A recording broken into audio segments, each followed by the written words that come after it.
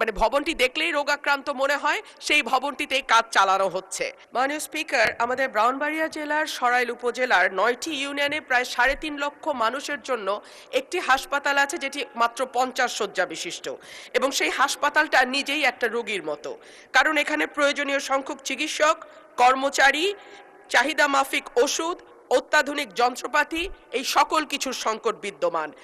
আমাদের এই হাসপাতালটিতে ১০ কোটি টাকা ব্যয়ে একটা ৬ তলা ভবন নির্মাণের পরিকল্পনা নেওয়া হয়েছিল, কিন্তু ৫ই আগস্টের পর ঠিকাদার পালিয়ে গেছে মাননীয় স্পিকার। সো এখন ওই পুরনো দোতলা যে ভবন, যেটি এমনি মানে ভবনটি দেখলেই রোগাক্রান্ত মনে হয়, সেই ভবনটিতেই কাজ চালানো হচ্ছে।